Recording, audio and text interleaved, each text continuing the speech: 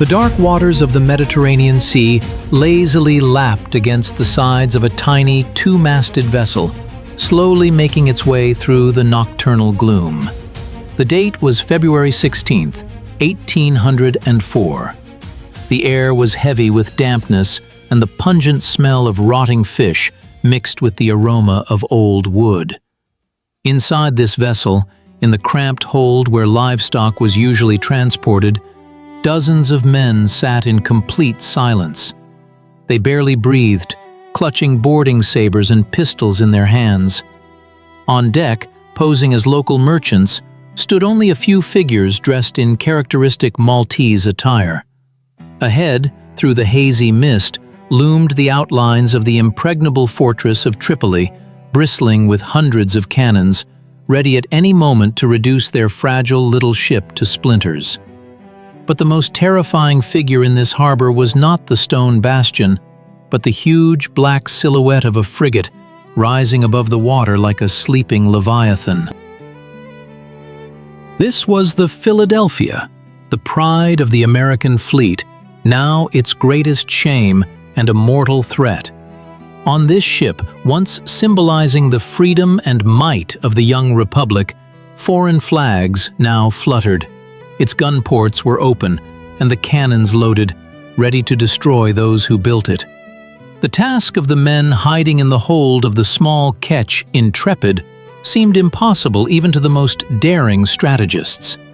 They had to pass directly under the muzzles of the shore batteries, approach the captured giant closely, board it, and destroy it. There was no turning back. Any mistake, any accidental sound, any wrong answer to a sentry's challenge meant not just failure, but the inevitable end of life for the entire crew. At this moment, not just the fate of one ship or one crew was being decided, but the very future of American presence in the world's oceans. To understand how these men found themselves in such a desperate situation, it is necessary to turn back time and look at the geopolitical map of that era. The beginning of the 19th century was an epoch when maritime trade was the circulatory system of the world economy. But the waters of the Mediterranean Sea were blocked by the clot of barbaric piracy. The states of North Africa, Algiers, Tunis, Tripoli, and Morocco, had lived for centuries by a system of legalized extortion. European powers, even those with the most powerful fleets, preferred to pay tribute, buying the safety of their merchant ships, rather than getting involved in protracted and costly wars on foreign territory. It was a cynical but working system. Pay, and your ships will pass. Refuse, and your sailors will become slaves, and your cargo, the pasha's spoils. The young United States of America, having just gained independence, found itself in an extremely vulnerable position. Deprived of the protection of the British flag, American merchant ships became easy prey for privateers. The government in Washington initially tried to follow the European example, paying enormous sums in gold and goods to appease the rulers of the Barbary Coast. In some years, these payments absorbed up to 20% of the country's entire federal budget. However, the appetites of the rulers of Tripoli grew annually. Yusuf Karamanli, Pasha of Tripoli, seeing that America was paying, decided it was weak and demanded an even greater increase in tribute. When his demand was rejected, he, as a declaration of war, ordered the flagpole in front of the American consulate to be cut down. This was a challenge that could not be ignored. In response to this insolence, America sent its best forces to the Mediterranean Sea, including the 36-gun frigate, Zero, under the command of Captain William Bainbridge. It was a magnificent ship, fast and powerful, the embodiment of engineering thought of that time. But fate and nature played a cruel trick on it.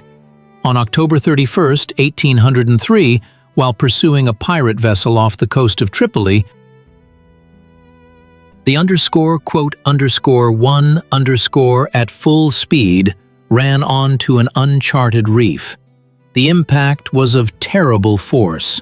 The ship, which a minute ago was flying over the waves, suddenly turned into a stationary target.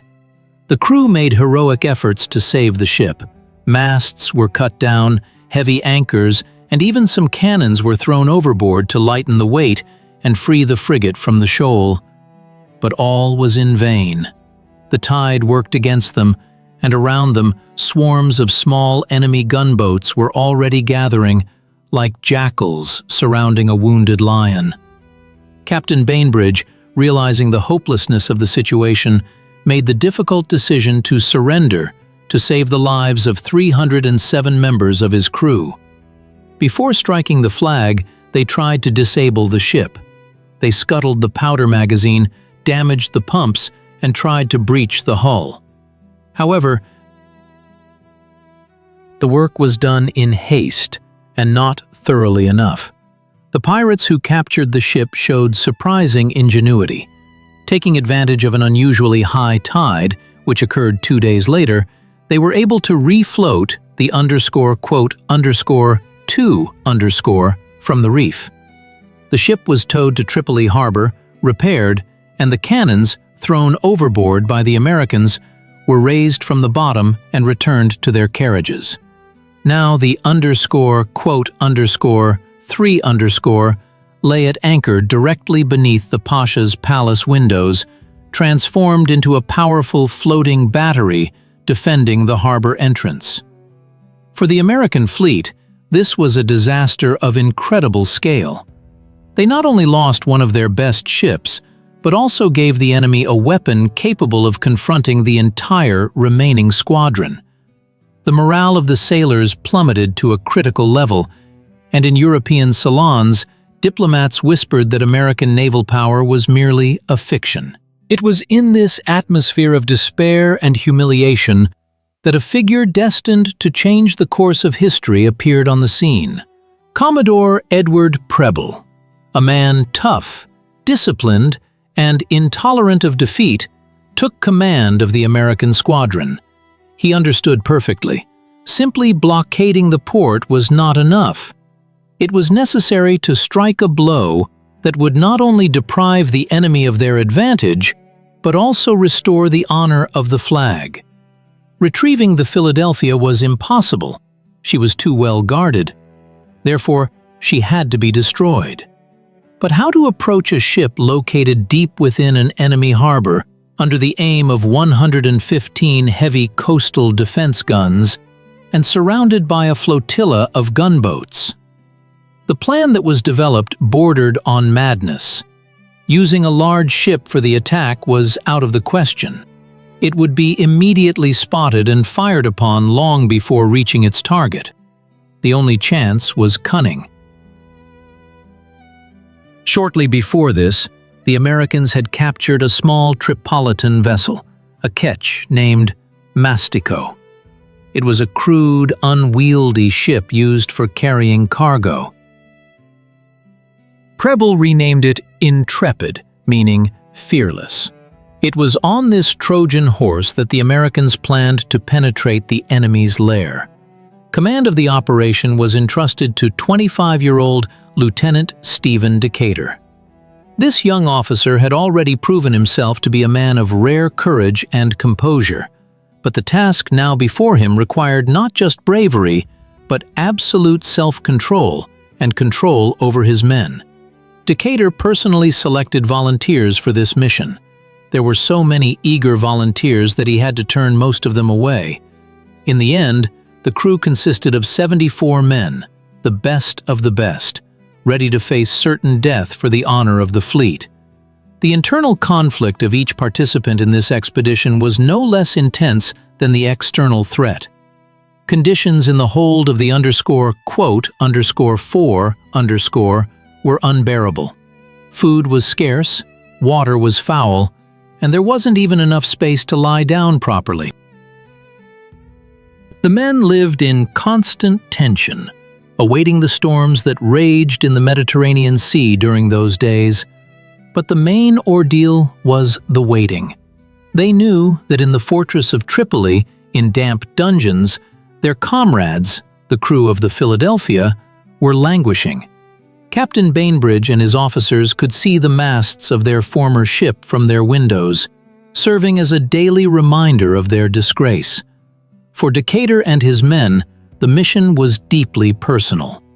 They were not just going to burn wood and canvas, they were going to wash away the stain of dishonor from their uniforms and bring hope to their captive brethren. On an ideological level, this confrontation went far beyond a single military operation. Here, two philosophies, two views of the world order clashed. On one side was the ancient system of the Barbary coast, deeply rooted in the Middle Ages, where the right of the strong and the ability to take hostages were considered legitimate tools of state policy. For Pasha Yusuf Karamanli, the Philadelphia was a trophy, a symbol of his power, and proof that even nations from the other side of the world were obliged to bow before him. On the other side stood a young republic, for which freedom of navigation and the inviolability of national sovereignty were sacred principles. The Americans could not afford to lose not only because of the loss of the ship, but also because it would mean admitting their inability to defend their ideals. This was a battle between the old world of privilege and force and the new world of law and freedom. The journey of the Intrepid to the shores of Tripoli was agonizing. The storm raged for several days, making the small vessel dance on the waves like a chip. The crew suffered from seasickness, cold, and dampness, but no one complained.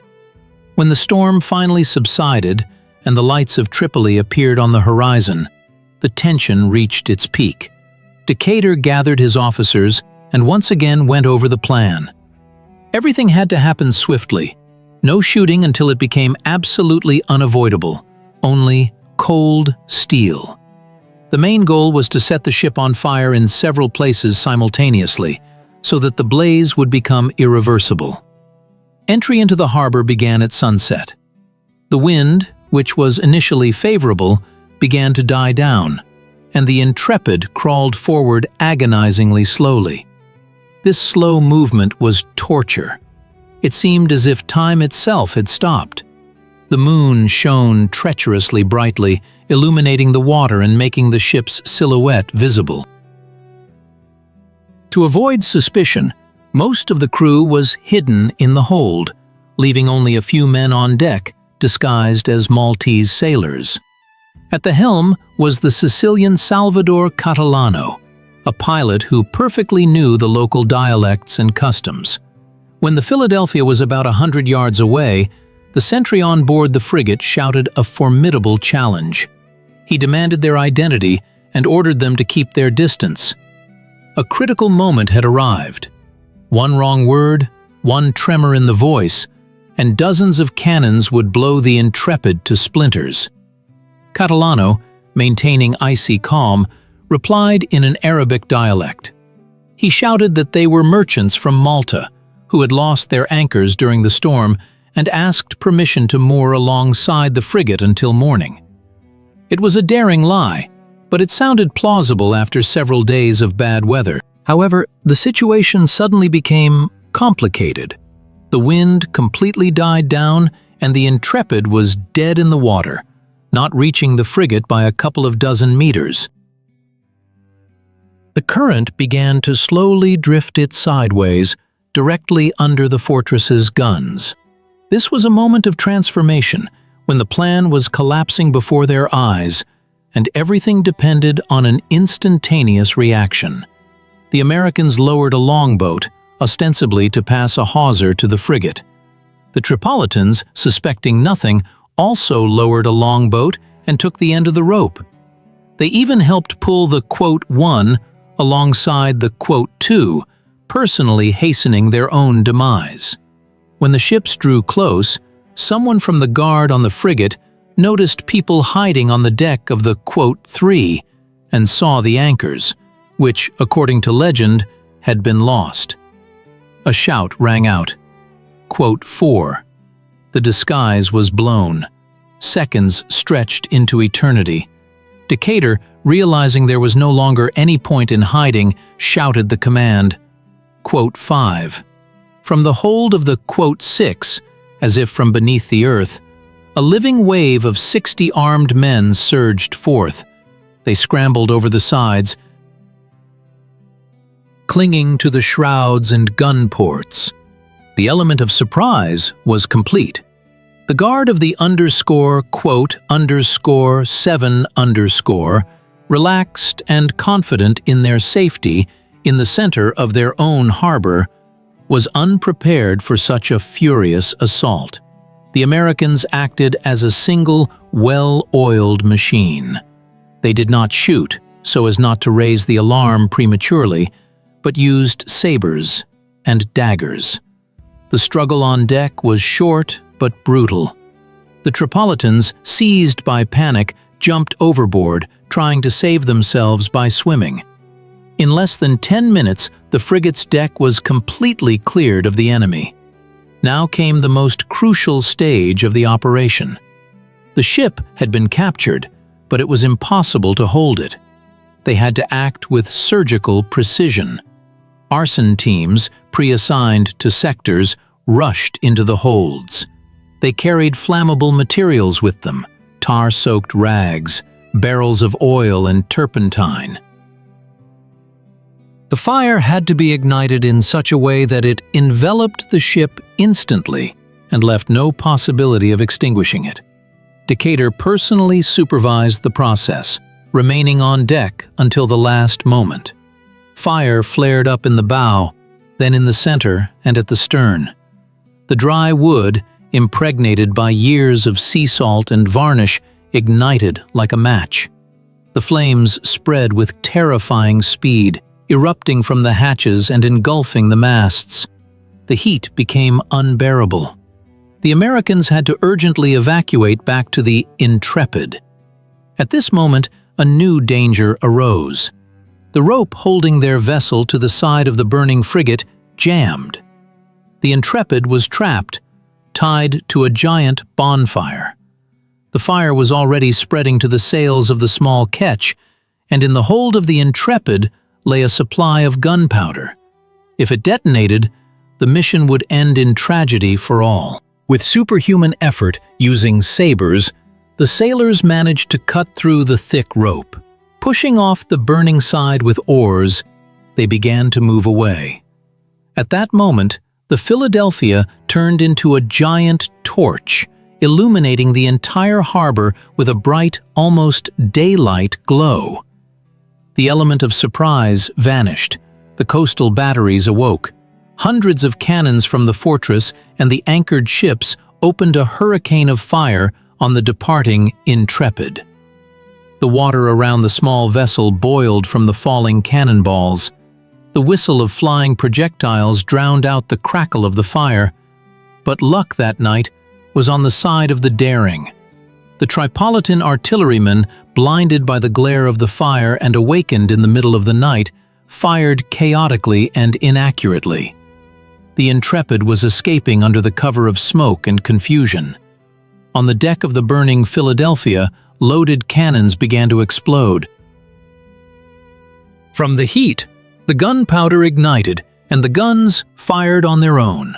Ironically, some of these shots hit the city and the fortress, as if the ship, in its final hour, decided to give a farewell volley to its enemies. When the Intrepid left the zone of engagement, Decatur turned back. The spectacle was majestic and terrifying at the same time. The frigate burned from the waterline to the masthead. The fire devoured everything. Magnificent carvings, sails, masts. Soon, the flames reached the main powder magazine. An explosion of such force occurred that it seemed the very earth trembled.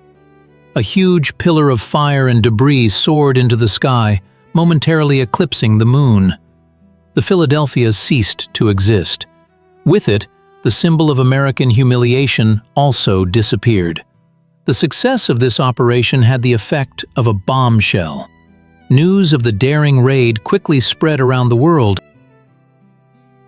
In London, the famous Admiral Horatio Nelson, a man who was difficult to surprise in naval matters, called this operation the most daring and audacious act of the age.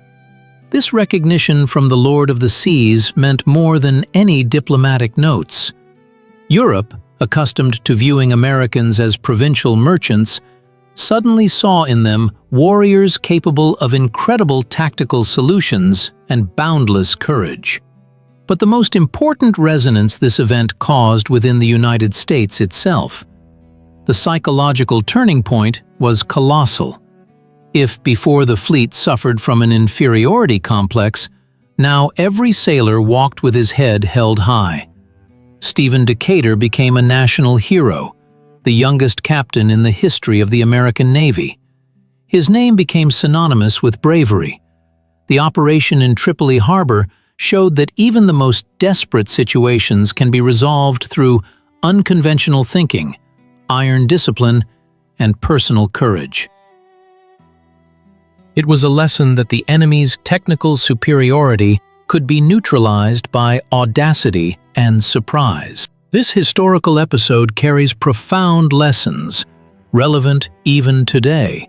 It reminds us that the reputation of a state and a nation is built not only on economic power, but also on the readiness to protect its citizens and its symbols anywhere in the world. The destruction of the Philadelphia was an act not of destruction, but of creation, the creation of national dignity. Sometimes, to save honor, one must sacrifice material values. Americans burned their own ship, worth immense sums, but in return, they gained something priceless: the respect of the world and self-belief. When the dawn of February 17, 1804, illuminated Tripoli harbor, only charred fragments of what was once a proud frigate floated on the water's surface. But in the morning silence, there was no longer a sense of hopelessness. On the contrary, the air was electrified with new energy. The pirates, looking at the smoking remnants, understood that the rules of the game had changed.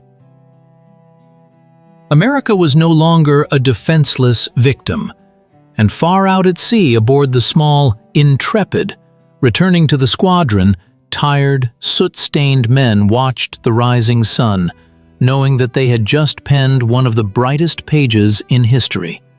The circle was closed. The darkness of night and shame was dispelled by the fire they had lit with their own hands, and this fire became a beacon for future generations, illuminating the path through storms and dangers, reminding them that for a brave heart, there are no impregnable fortresses.